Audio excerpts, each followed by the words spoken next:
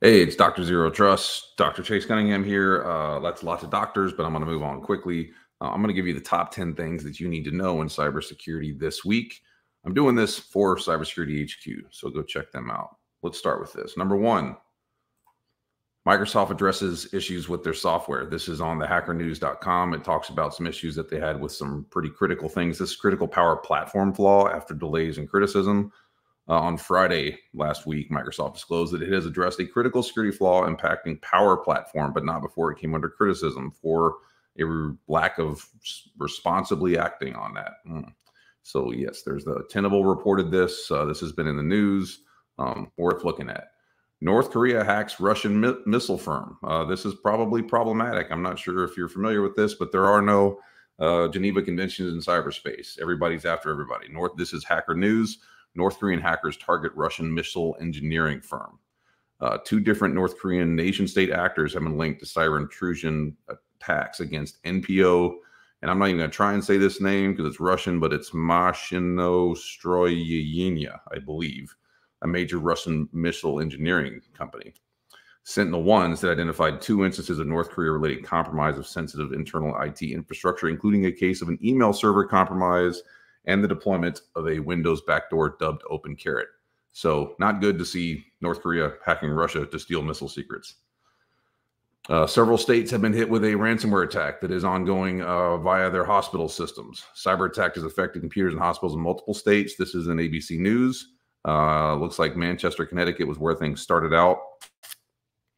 Let's see, they're recovering from a cyber attack. It's affecting ambulances, those types of things, primary care facilities are affected as well. And let's see, the latest data security incident began Thursday at facilities operated by Prospect, which is based in California. It's hospitals and clinics out there in Texas, Connecticut, Rhode Island, and Pennsylvania. So they took their system offline, et cetera, et cetera. But anyway, if you have people that are looking for healthcare right now, could be problematic because this hospital system seems to be affected. CISA has published a new strategic plan for their future cybersecurity posture. This is on Federal News Network. Interesting stuff. So if you haven't seen this, go look at it. But first ever cybersecurity strategic plan for 2024 to 2026.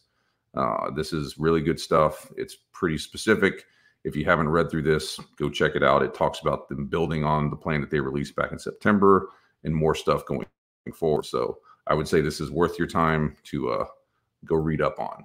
Matter of fact, I'll probably cover this in depth in one of my podcasts here soon. The IRS is reporting some issues with their cybersecurity problems, you could say. IRS cybersecurity program needs to improve functions.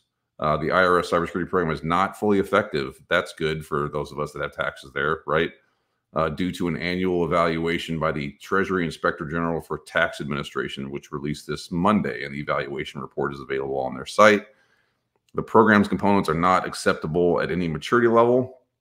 3 functions described as not effective, and 2 is just barely effective. Methodology defines effective as being managed and measurable.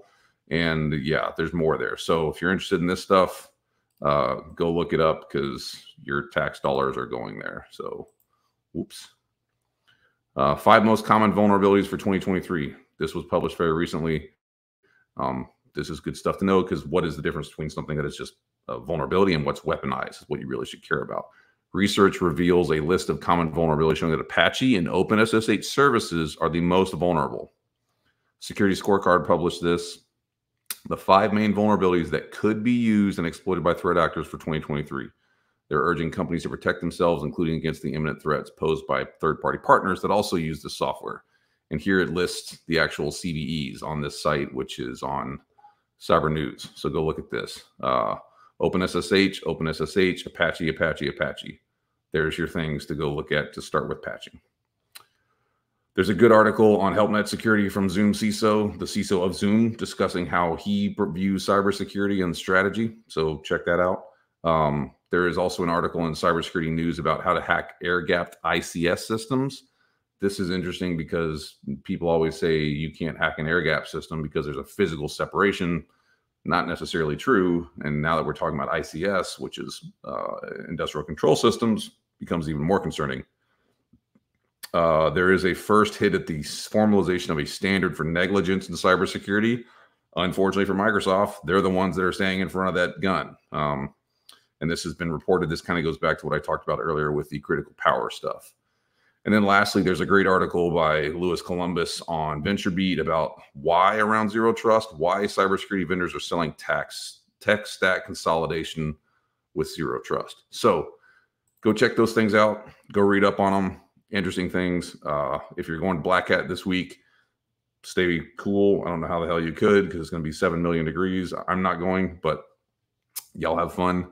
As always, stay smart, stay safe, stay secure, and thank you, Cybersecurity HQ, for sponsoring this.